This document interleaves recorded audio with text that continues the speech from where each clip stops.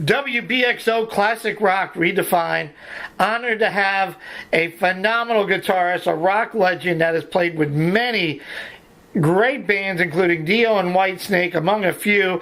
In 1992, it kind of all really changed at one of the great rock bands of all time, been with Def Leppard for, well, from 92 on, and now he can add to his wonderful resume, Rock and Roll Hall of Famer.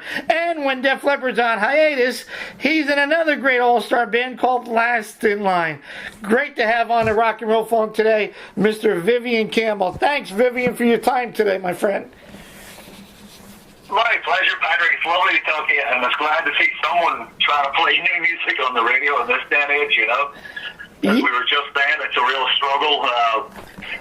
It's exciting as a musician to continue to exercise the creative muscle, you know, like whether as a member of Last in Line or Def Leppard, you know, we still put out new records every few years with Leppard, and it's always a challenge to get spins on the radio, you know, but that's it is what we do, you know. You got to continue making new music and being creative, and that in its own way kind of energizes the old music, you know. It certainly energizes what we do with Last in Line and with Leppard, and thanks for doing it. Appreciate your efforts.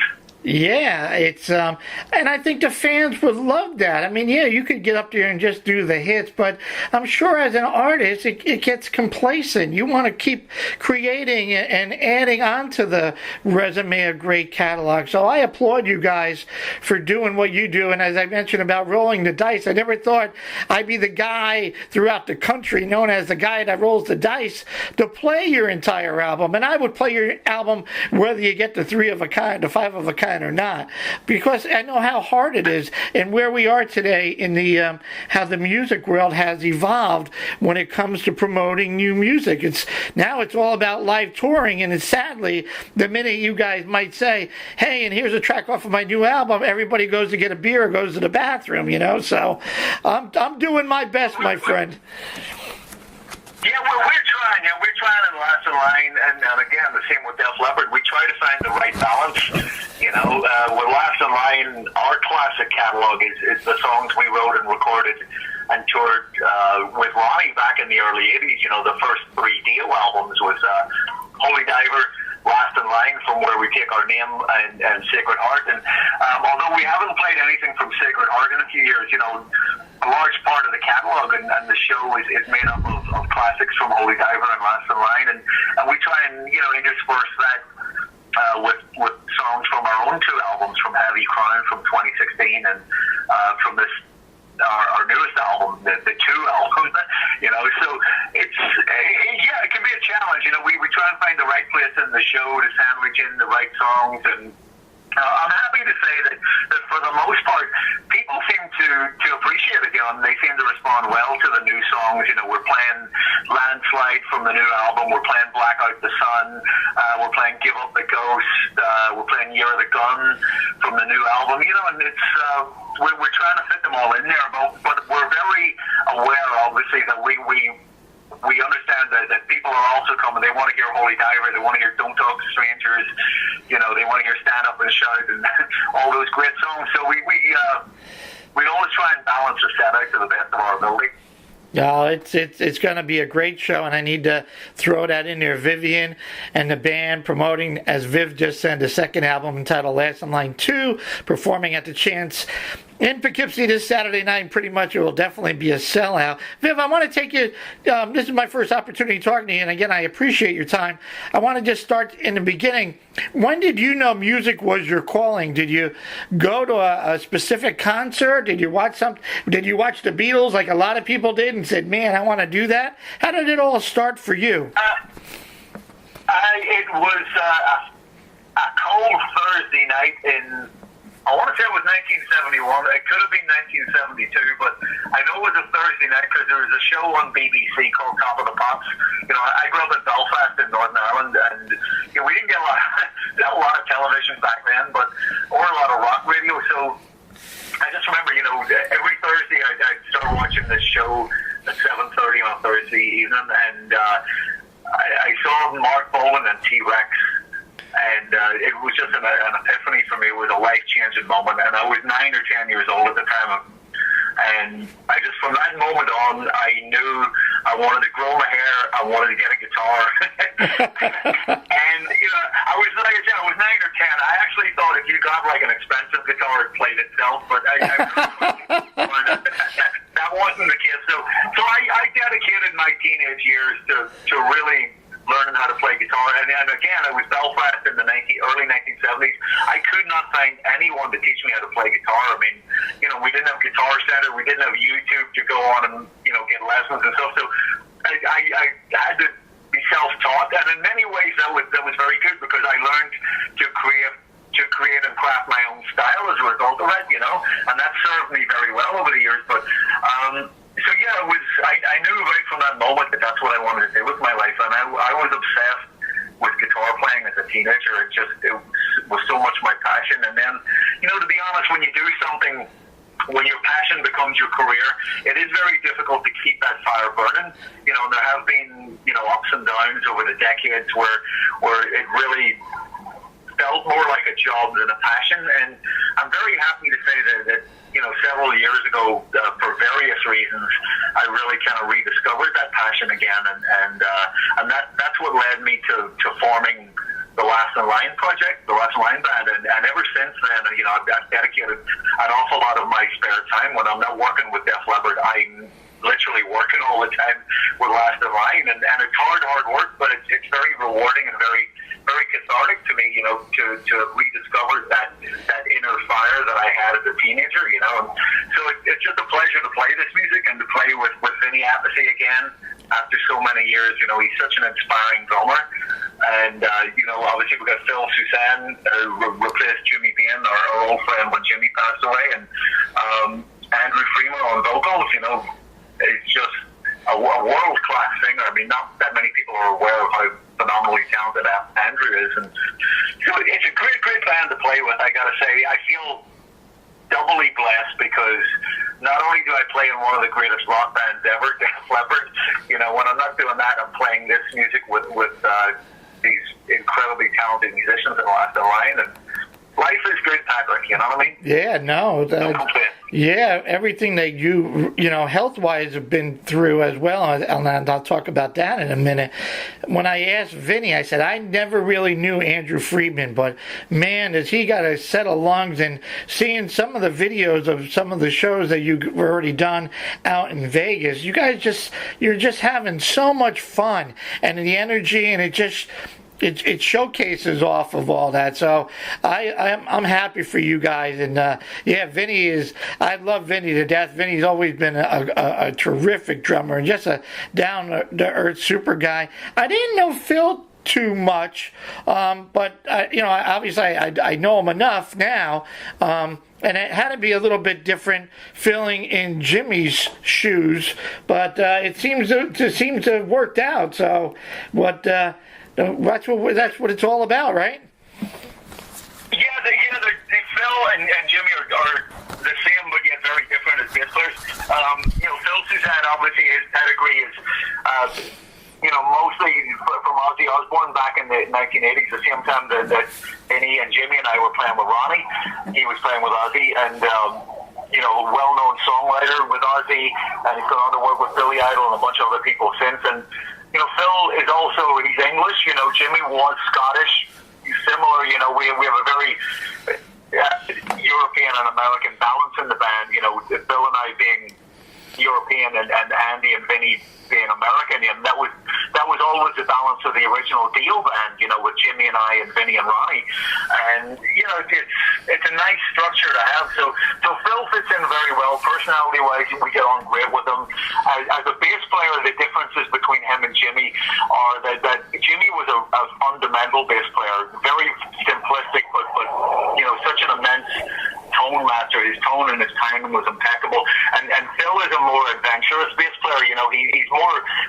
He challenges himself a bit more musically, and a bit more like Geezer Butler to Black Sabbath, and like what John Entwistle was to the Who. He kind of finds these parts to play. So it's a different kind of thing, and I would credit Phil's input in the band and the fact that we had a couple of years to play with him around the world doing live shows. I would credit a lot of that influence with how ambitious we've gotten on this second album compared to the Heavy Crown album. You know, we really kind of pushed things musically, and the band's grown a lot over the past couple of years since our debut album. You know, and it's kind of pushing in a different direction, but yet it all kind of ties back to that similar kind of sound of the early DIO records. You know, because you are who you are, and when I play with Vinny, I mean, there's a certain chemistry that's always been there, that was there on the Holy Diver album, it was there on Last in Line, it was there on Sacred Heart, and it's there now on Heavy Crown and the 2 album, you know, so it's something that's very unique to us, and it's not something that we forcibly try to do, it happens when we play, you know, and Phil and Andrew have taken that to the next stage. Yeah, no, and as a DIO fan, and all the fans that are out there, it's great that you guys are doing. And I know there's other, I don't know, bands that they call themselves DIO or whatever they're doing, but and I don't pay attention to that. I just focus on what you guys are doing. I know you, you know, we could spend a whole hour just talking with you in DIO. I guess you were fired. They didn't pay you guys, and I don't want to spend time too much on. I don't even spend time on that, but I'm aware of that. I know you were in Whitesnake for a little bit with David Coverdale, which had to be, you know, different, you know, totally a little bit different, and had to be, again, adding to your resume. I want to jump into, you know, getting that phone call for Def Leppard. Sadly, I mean, Steve Clark, what a tremendous guitar player, and what an unfortunate loss. And then you get the phone call, and I think when I talked to Phil Cullen, Phil said that, you know, I think he knew you know, you knew those guys somewhat, or have played a little bit with them, so they were really familiar with you. Am I correct with that? And can you just tell me how you got really hooked on with those guys?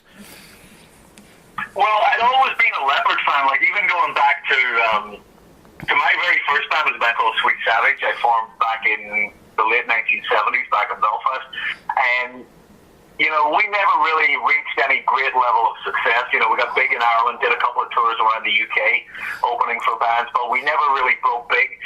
But one of the bands that was coming up at the same time as us, and that we were reading about and hearing on the radio, was Def Leppard. And so I'd always followed Leppard's career very closely, and I always had great admiration for the band's musical ambition. And so long story short, I got to know Joe when I was with Whitesnake. It was the first time I actually met Joe, and I met the other guys in the band briefly, but it was really Joe was the only one I kind of gelled with and sort of half knew. And it was Joe who called me about a year or so after Steve passed away, and he said, you know, that the band had finished the Adrenalize album and had decided that they wanted to continue as a 5-piece band, and they had a short list, I believe, of 3 people they wanted to get together and play with and see how it worked out. And I was one of the 3. So the band came to Los Angeles, and we got together a couple of times over a period of a couple of weeks to play in a rehearsal room. And but we did more of that. I mean, we went out to dinner. We even went to. I remember we went to the IMAX movie theater to see the Rolling Stones movie. You know, it was like a courtship where we were kind of getting to feel each other, right? Because they knew I could play guitar. I mean, I played 3 albums and tours with DIO. I'd been in Whitesnake for about a year and a half. You know, they knew what I could do. I'd been with a band called the River Dogs. I'd done Shadow King project with Lou Graham. I mean, there was no doubt that they knew I could play guitar. What they didn't know was my personality. Right. They also didn't know that I can sing, which was a great bonus to Def Leppard, because Def Leppard, I mean, we're such a vocal-heavy band, even though we're ostensibly a hard rock band. I mean, nobody in the field of hard rock or heavy metal or whatever you want to call it has vocals anywhere close to the strength that Leppard have. So the fact that I could sing was a real bonus to them, and something that they weren't at all aware of. And you know, so, and then for me, they wanted to get to know what kind of a person I was, because with Leppard, it really is a very, very close-knit and very unique band. And, you know, we're not the sort of band where you'll see turnover like that, you know. And if Steve was still alive, I can guarantee you he'd still be with Def Leppard. So, and with me, to be honest, I was approaching it I was a little bit weary also. I mean, I knew Joe, but he was the only guy I knew. And I've always liked Joe, and I always liked his personality, and I knew that he was a very down-to-earth guy. But I didn't really know the other guys, and I'd had bad experiences with bands. You know, I've been with DIO, and as you briefly touched upon it, I mean, I was fired, and it was a very, very bad situation. The way that it all went down, it left a really bad taste in my mouth. And, you know, I've been with Whitesnake, and that didn't work out very well either. So I kind of was a bit wary about joining another band. Yeah, makes sense. At the time Joe called me, I was actually cutting demos and working with songwriters, and I had a record deal of my own with Sony Music, and I was going to make my own record. And like I mentioned, I can sing, so I was going to actually step up to the mic. As uncomfortable as I found that, because I never really wanted to be a lead singer, but I was going to do my own record and see how it went. But it's not every day you get a call and the opportunity to join one of the world's biggest bands. So obviously I had to give it serious consideration. And I'm happy to say that over the course of those 2 weeks, we got to feel each other out, and it's been over 27 years, and you know, here we are. It's obviously working out. Here you are in the Rock and Roll Hall of Fame, something long overdue. Honored to be chatting with rock legend Vivian Campbell, the guy that wears the shirt on the band compared to Phil is insane. I said, Phil, you take off the shirt.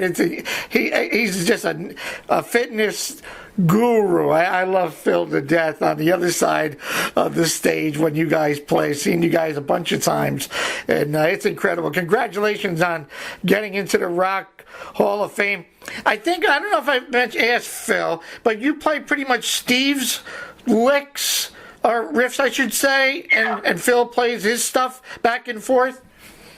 Yeah, when we do the classic stuff, which, to be honest, constitutes at least 3/4 of any Def Leppard show. I will always play Steve's stuff, and I always try and play Steve's solos as faithfully as possible. I mean, they're not 100% because no two guitar players can ever play alike, no matter how good you are. You know, I always, when I first joined the band, I didn't always do that, but I very quickly realized that Steve's solos were so melodic and so well structured and so much a part of the Def Leppard songs that I like I said, I very quickly realized that I have to pay homage to that and do it as faithfully as possible. But I do have a certain style of my own, right, that will always come across even when I'm playing Steve solos, and yeah, that's how it works. If Steve played the solo on record, I'll do that solo. If Phil played it on record, obviously Phil's going to play that solo. Do you pinch yourself going, finally, you know, besides the Rock Hall of Fame, like you said, DIO, Whitesnake, and you finally, you know, timing is everything, sadly, on the loss of Steve, but opportunity, you know, another door opens, and finally you're like, wow, here you said 27 years with one of the greatest rock bands ever around, and still doing what you guys do is just fantastic. What is it, does it any big significance, I guess, being in the Rock Hall for you, Viv? Well, I'm still waiting to see, like, what do you get, like, free cup of coffee at Starbucks? I get, like, a lifetime support. Really practical applications, but I tell you what, one aspect of it is now we become voting members now that we're in the Hall of Fame, and you mentioned about that. Def Leppard, without question, deserves to be in the Rock and Roll Hall of Fame, but now that I'm in a voting member, I'll be doing everything I can to make sure that the DIO band gets nominated and gets into the Hall of Fame. There you go. You know, we'll see. I'm happy we have, like, the Rock and Roll Hall of Fame, but I'm not a fan. I wish they would change the name to the Music Hall of Fame. There are so many great bands. There are so many great bands.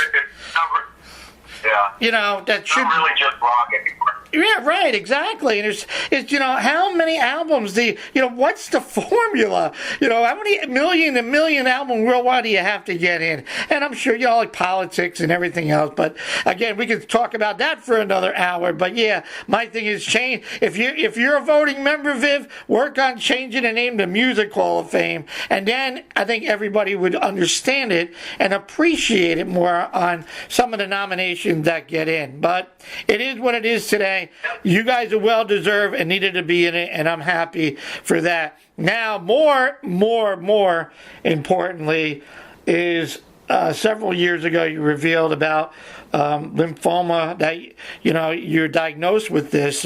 You look great, you perform incredible. How are you feeling these days? What would you recommend to other musicians? How does it affect your life as a musician, I guess, and what would you recommend to other musicians facing these kinds of similar, issues with their health? Well, I would say it's made me a better musician because when it first happened, obviously it's very shocking when you get a cancer diagnosis at first. And I thought about the future, and I thought, okay, well, assuming I survive this, would I be able to still continue to go on stage and play? And it's interesting what you first think about. One of the first things I thought about was, my hair's going to fall out from chemotherapy. I'm going to need a wig. I can't go on stage with hair. Oh, yeah, right. It's funny how we let these things define us, Right. And I went and I paid a lot of money to a very, very good theatrical wig maker here in Los Angeles. And so a few months later, my hair was falling out, and I went to see the wig guy. He made the wig, and I put it on, and it was so good. There was no way you could tell it wasn't my hair. Wow. But I started driving back home, and I was in the car for about 10 minutes or so. My wife was with me, and I pulled the car over, and she said, "What are you doing?" And I took the wig off, and I never put it back on. At that moment, I just had a revelation that it felt so unnatural. Now, different people might have different responses, and certainly women I can understand. Right. Doing with no hair, that's a very challenging thing. But I found it very liberating and very cathartic. And so I went home that day, and I kind of posted something on Facebook about it, and I went out on tour that summer with Leppard, and I had no hair, I had no eyebrows. All I had to offer on stage was my talents and my skills as a musician. My vocals and my guitar chops. That was it. Because there was nothing attractive about it. The hair thing. The thing that I found that I've come to learn over recent years is that, and the only thing that I miss about having long hair on stage is that I realized it was hiding my eyes. Okay. Something to hide behind. But in a way, having no hair and letting go of all of that and all of the ego and all of the vanity and anything that is associated with it, the appearance, is that it really was liberating. It really opened up my soul as a musician, and it's made me a better guitar player as a result. I have never played guitar so well as I'm playing right now, and that has been the ultimate reward for me as a player. And that's why I continue to work so much, because I am enjoying it so much. I realize what a gift it is and what a joy it is. And in my 20s and in my 30s even, I stressed over all this minutia and all this bullshit that really doesn't matter so much.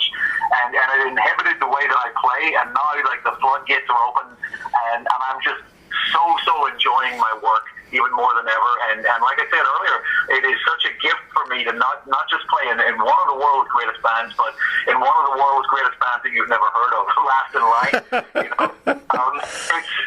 Like I said, life is good. I work all the time, and I consider it a blessing. And hair or no hair.